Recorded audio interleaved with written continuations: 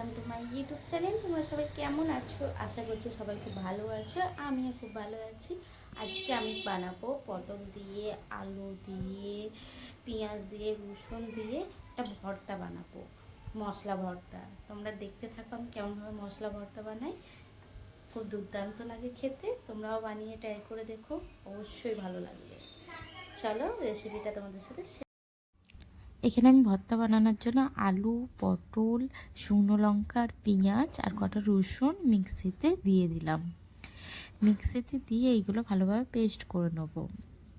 Paste করার পরে এটা দেখতেই পাচ্ছ যে কতটা মানে একটু নরম নরম টাইপের হয়েছিল, গাঢ় হয়নি।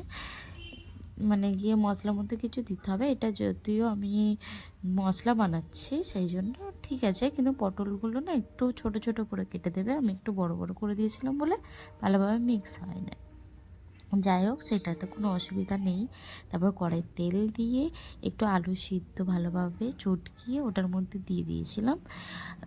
তাহলে মশলাটা একটু বেশি মানে গাঢ় গাঢ় হবে, সেই জন্য একটু লেবু দিয়ে দিয়েছিলাম, লেবুর রস উপর থেকে।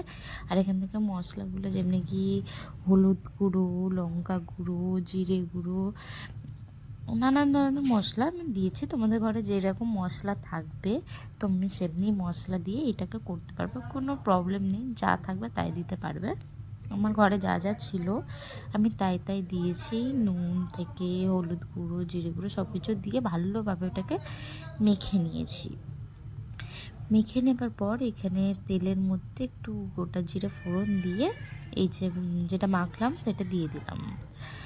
এটা বেশ একটু অনেকটা তেল দিয়ে করতে হয়। তোমরা চাইলে অল্প তেল দিতে পারো, একটু জল দিয়ে করতে পারো। মশলাটা দিয়ে দেবার পর ওটা যে আমি তো এটা আলু সিদ্ধ দিয়েছিলাম সেই জন্য নিচে লেগে যেতই। ওটা ভালোভাবে আমি কষিয়ে দিয়েছিলাম। কষিয়ে নেবার পরে ওটা নিচে লেগে যাচ্ছিলো, আলু সিদ্ধ দেওয়া ছিল বলে। ওটা ভালোভাবে কষিয়ে কষিয়ে পুরো তেল পুরো বার করে দিয়েছি। এবার দেখো কি সুন্দর লাগছে না দেখতে, সত্যি বলতে অসাধারণ লাগছিল খেতে।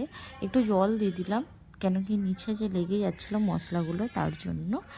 এটা ভালোভাবে জলটা যে পেঁয়াজটা আছে, পেঁয়াজেরও তো কাঁচা গন্ধটা যাওয়াটা দরকার, সেই জন্য।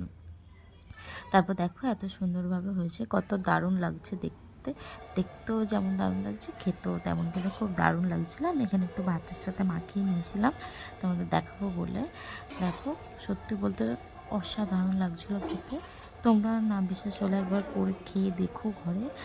আমার শ্বশুর থেকে শাশুড়ি থেকে সবাই মানে প্রশংসা করেছে যে হ্যাঁ খুব ভালো হয়েছে খেতে, সবার খুব ভালো লেগেছে। আমার ভিডিওটা ভালো লাগলে একটা লাইক কমেন্ট করে দিও।